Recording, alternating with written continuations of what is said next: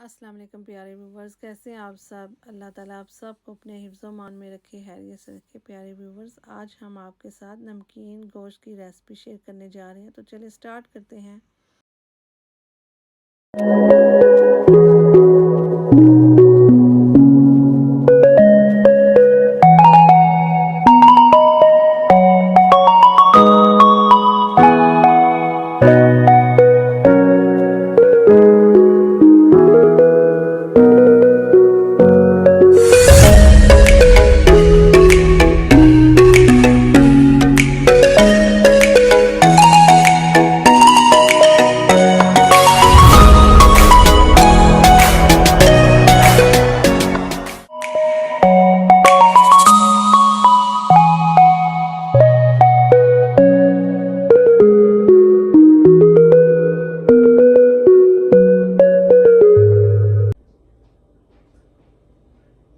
अच्छा फ्रेंड्स, नमकीन गोश्त के लिए मैं सबसे पहले क्या करूँगी, ये मेरे पास 1 टीस्पून साल्ट है।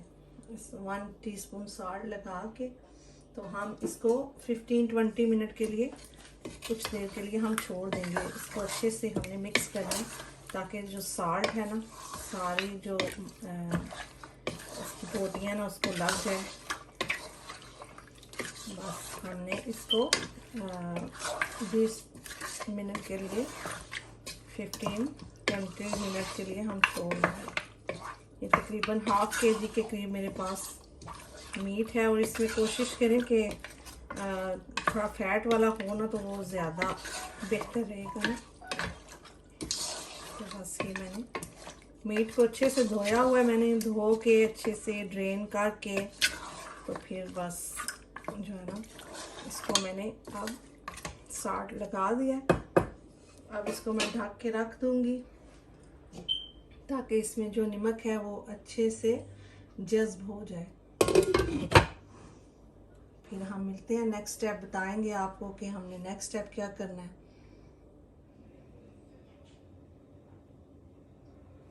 अच्छा फ्रेंड्स, अब हमने ये तकरीबन 20-30 मिनट ही हो गए हैं तकरीबन।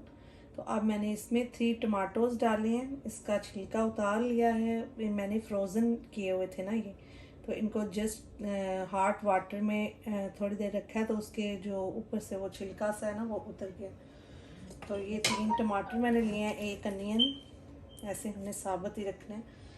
तो ये जिंजर, फ्रोज़न जिंजर है, ये तकरीबन 1 टीस्पून के करीब है। ये गार्लिक का 1 बंच लिया मैंने, तो ये हम डाल लेंगे। और इसमें फ़ैट वाला मीट है ना, तो इसलिए हम ऑयल वगैरह इसमें कुछ नहीं डालेंगे। ये मेरे पास ब्लैक पेपर है, क्रश, हमने क्रश डालनी है, या फिर आपके पास साबुत है तो वो साबुत ही कोई तकरीबन 1 टेबल स्पून के करीब आप डाल दें। मैं ये क्रश डाल दूँगी क्योंकि मेरे पास साबुत वाली नहीं थी, तो ये साबुत ही हैं लेकिन वो क्रश होके आएंगी। तो ये तकरीबन आप 1 टीस्पून के करीब डाल दें। बस अब हम इसको बिल्कुल स्लो फ्लेम पे ही, हम बहुत ज़्यादा हाई ना हो, मीडियम भी ना हो, बिल्कुल स्लो फ्लेम पे मैं इसको पकने के लिए छोड़ दूँगी। तो इसको तकरीबन 1-2 घंटा लग सकता है, क्योंकि स्लो फ्लेम पे हमने पकाना है ना। तो इसको तकरीबन, ये स्टीम आएगी ना इसमें, तो उसी में वो पानी इसमें जाएगा। मैं पानी भी ऐड नहीं करूँगी इसमें।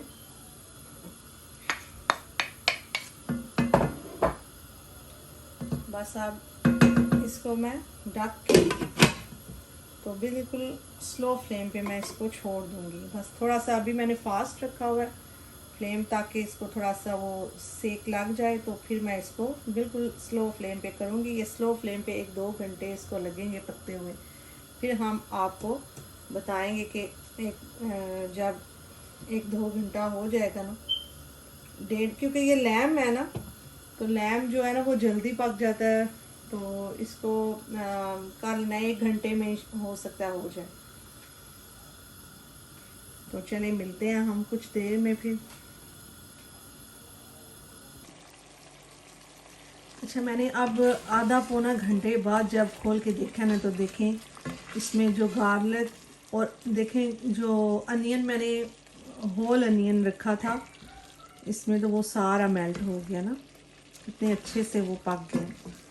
तो बस अभी भी थोड़ा सा थोड़ा हार्ड है अभी भी, बस 5-10 मिनट और इसको मैं पकने दूंगी स्लो फ्लेम पे। तो अभी भी थोड़ी सी कसर है, तो मैं इसको बंद नहीं करने लगी अभी। अभी इसको 10-15 मिनट के लिए और कुक होने दूंगी। इसको फिर हम फ्लेम वही स्लो ही है, और मैं बस इस पे फिर ढक्कन दे दूँ तो ये आराम से पकता रहेगा। तो इंशाल्लाह मिलते हैं फिर। देखिए फ्रेंड्स, हमारा नमकीन गोश्त रोश पेशावरी नमकीन गोश्त रेडी है, बहुत मज़े का बना है। तो आप ज़रूर ट्राई कीजिएगा और मुझे बताइएगा कैसी लगी आपको रेसिपी मेरी, और फीडबैक ज़रूर दीजिएगा। तो अपनी राय ज़रूर दीजिएगा कि कैसी लगी। तो ठीक है, अपना ख्याल रखिएगा, दुआओं में याद रखिएगा। अल्लाह हाफिज़।